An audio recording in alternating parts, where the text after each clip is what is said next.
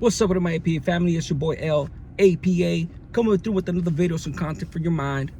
And you already know, as always, we're doing this for the youngsters by way of my experiences so that they won't go back into the system or go to the system to begin with, right?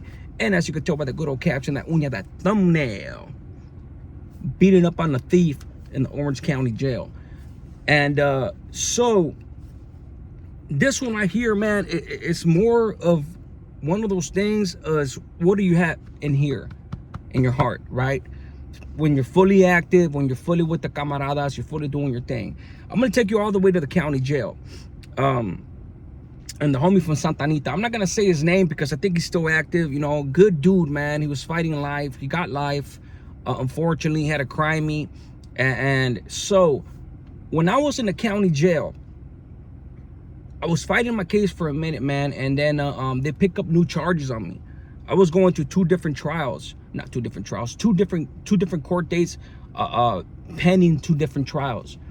And on this one, so the first one was my controlling case, my shootings. And the second case they picked up on me maybe about a year and a half, almost 2 years into fighting my controlling case, they picked up another case on me, right? So I was barely going through the motions to municipal court before I got bounded over to Superior Court. I hadn't even had my prelim, things like that, right? Prelim is a preliminary hearing. So on this one, in the initial stages of this, when I used to go to my controlling case, it was all lifers. They used to put us all. We were all damn near, I think we all had like the same 2 or 3 judges, right? And they used to put us all in the same holding cell. We were all facing life. All murders, attempted murders, anything that put bullets in the body or knives in the body, that's where we're at. Especially with the gang shit. So I knew the homie from Santa Anita, and I knew his crime. But I hadn't met the homie from Santa Anita that this story is about, because they used to have him separated. They used to both go, see, he was there that day for his life case, but they had his crime where they used to keep all the lifers, and they used to put him in a different holding tank, which was where I ended up for my other case. And my other case was a smaller case. And like I said, it was barely getting going. So that's how I ran into him. So he knew that tank right there was for minor offenses. Well, I mean, minor meaning like GTA, robbery, anything that wasn't murder, you know, pretty much. Assault with a deadly weapon, carjackings, things like that, you know, was where I was at for my new case. Not the murder tank, I guess, for you guys to understand it better. So I was there, man, and at the time I was still a white banner. And I had already been in the first riot. I had already been put in fucking a gang of work in the county, man.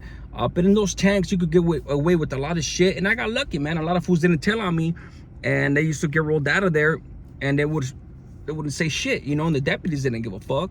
They just used to fucking send him to wherever they were gonna send him, and that was that, you know. So that day, man, I go in there, and I'm keeping to myself. Because I'm stressed out. I'm thinking like, fuck, man, what the fuck they got me here for, you know? I'm thinking like, even if it's not, it could still be a murder charge, but since I'm still, and what it ended up being, man, thank God I beat it. But what it ended up being, I was still in the pre-trial stages, so I didn't know what to think. You know what I'm saying? So I was there chilling with it and Dylan, white band. And what I mean by white band is that the homie was a yellow band, and any white banner in the county, the homies pretty much look at him like, this fool, you know, he's a rookie, this is and that. He ain't fighting no big case, nothing like that, right? So the homie pretty much got that perception of me. You know what I'm saying? He didn't know who I was. He didn't know that I was fighting a life case, shootings and all that shit in my other case. So, you know, he asked me like, hey, you know, I was decked out. I had brand new fucking county clothes, had brand new shoes. And usually the homies try to ask homies that are going home, meaning like, they only, even if you have a county year, you're still going home. For the homies that are arrogant, yellow banners and up, they're like, they look at it like, hey homie, they try to punk the homies. They try to punk them. Like, hey homie, hey, you know, you're going home. And there's some fools that be like, nah homie, I still got a month left, man. I ain't going home. The homies pretty much laugh at them. Oh nah homie, I got 6 months left. Oh, these dudes don't understand that the homies are saying you're going home, meaning compared to we're lifers, we're never going home. You know what I'm saying? So the least you could do is give us your shit, you know, and you could come up because we're in the cells, and you could come up wherever you at in the dorms or whatnot, right? Which is understandable, right? And a lot of white boys, which I feel bad about, I haven't even told no stories about that, but a lot of white boys used to get punked, and I'll talk about that later. Regular dudes used to get punked for their clothes or shoes and all that shit. So the homie didn't necessarily try to punk me, but he tried to like, hey, what's up, dog? He seen the white band. He's like, hey, homie, where you from, dog? Oh no, he said, what's your name? I'm like, my name's Looney, homie. He's like, hey, Looney, what's up, man? Could you hook me up, dog? You know, like, you know, I'm fighting all day, and this is. And I was like, I'm fighting all day too. And when I told him that, he probably looked at me like you bullshitting, you know, because I was in the minor tank, right? Robberies, things like that. That's not lifers, you know. You could get 12, 10 years, 5 years, 2 years, somewhere around there, right? He's like, okay. And he looks at me, and I looked at him, with the firm face on me, like, and plus he was in shackles. That's the thing. He was in shackles, but he had another homie with him. The other homie kind of like was next to him, could try to intimidate me, you know. And I looked at him, nah, homie, I'm fighting all day too, homie. You know, he probably thought I was bullshitting and all that shit. So anywho, they back up, they sit down in the bench right across from me, and I just sit there and I have my back against the wall, and I'm just chilling, you know. Court fucking sucks, you know. I have my foot fucking across against on top of my knee, just nervous. Damn, what are they gonna pick up on me, you know? So out of nowhere, there's this freaking white boy, dirty looking white boy that had been walking around the benches like this, a big old long bench. He had been walking around it like that. And when you're there, obviously if you're there long enough, they come around 11, 12, 1, depending on the time, and they give you your sack lunch. The homie had a sack lunch next to him. He hadn't ate it. He was saving. I don't know what the fuck he was doing with it, right? But all I remember was that white boy coming up, and he was all ragged with a beard, coming up behind the homie. The homie had the lunch between him and the other homie. And that fool grabbed this lunch and just started looking through it. You know, like, you know what I'm saying? Like, this is what you got in here. And the homie looked at him. The homie looked at him like, they jumped up right away. The homie jumped up, and he's like, what the fuck are you doing? He's like, what the fuck are you doing? And the white boy was like, what you gonna do, S.A.? This is my lunch. I was like, oh, hell no. The other homie just froze. I looked at that white boy, and guys, you gotta understand that to me at that time, I was a youngster, you know, fully with the business, you know, some shit that I would probably still do to today if I'm rocking with you on the streets, you know. I mean, I'm not gonna initiate some shit, but it sure as hell ain't gonna take no shit, right? So, not even a second, bro, that fool's like, after he said, what, this is my shit, you know? I got up and started going towards him, boom, boom, slowly, went around him, what's up? Boom, boom, boom, boom, boom, started taking off on him. And when I took off on him, 2 other homies that were in the far bench followed suit. Bombing on this fool. The homie grabbed the sack lunch, whatnot. The deputies came in, boom. Hey, what the fuck's going on? Get down. Close the door, bombed him in again. Second time, open the door, grabbed him out of there.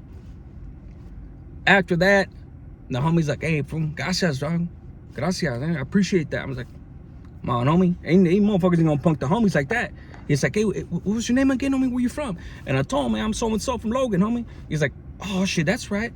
Hey, you know your homie this and that? I was like, yeah, that's my brother. Yeah, that's my brother. You know your homie? I was like, I was like, okay, Solo, huh? Okay. I know your homeboy Boo Boo, you know? Where were they fighting the other case? He's like, oh, shit. oh, you're Pee-wee's Crimey, huh? I was like, yeah, I'm Pee-wee's Crimey. It's like, oh shit, my bad, Spencer, dog. You know, I thought you was going home and shit. I was like, man, it's all good, dog. It is what it is, you know. In my mind, they didn't try to punk me or nothing, so no harm, no foul. You know what I'm saying? It is what it is. But after that, man, you know, we chopped it up the rest of the court, and I let him know, like, yeah, bro, I'm here fucking on a new case. I don't know what the fuck I'm here for, you know. I'm still in the pre-trial phases. I think the first time I had came, they still don't even have my charges, bro, because I didn't even see a judge or nothing the first time. I think that's what had me so stressed out. The public defender was like, look, man, right now we're just gonna get a continuation, and when you come back next time, then we'll proceed with the pretrial. So they didn't even want to give me my paperwork or nothing. So anywho, and it ended up being a shotgun case with a stolen car. On one of the times I was rolling around in a stolen car, and when we ran from the car, I got away. One of the shotgun that we had and the fucking we had a shotgun in a golf bag. We left it behind. We all got away, but they picked up my fingerprints on my car. So they got me, they found the shotgun, you know? So that's what it was, you know? So obviously they ran it concurrent with my other case, so it didn't matter, you know what I'm saying? So that's what it was, man. But you know, it's a trip, man. The perception, this story has a lot of points, man, but the main one is the perception that camaradas have for dudes that ain't fighting big cases. It don't matter if you're fighting a big case or not, bro. The shit that I had already been doing or done, like, he didn't know I was doing that. Don't ever underestimate no camarada, even if he's not fighting a big case. You know what I'm saying? So that's pretty much it, guys. I thought it was an interesting experience, you know, guys. If you don't ever want to get caught through some of this shit, YGs, you already know, reoffenders. For some of you, you've probably been through the same shit. That I know the homie was there. Definitely thankful for that. And the homie ended up getting broken off. And I know he was in Pelican Bay the last time I heard. And that was that, man. Shout out to him. Obviously, I mentioned his name briefly. But it is what it is, man. I send my saludos to him. He sent his saludos throughout my term. He knew my carnal as well. And we actually became really close as far as from far away, based on because of that experience. You know, that being said, you guys be good, APA. The system is not the place to be. Come on, youngsters, let's get it together, man. One life saved is one life blessed. A smart man learns from his mistakes, but a wise man learns from other people's mistakes. You guys be good, guys. Hit those like buttons. Follow me on TikTok as well, A Prisoner's Awakening.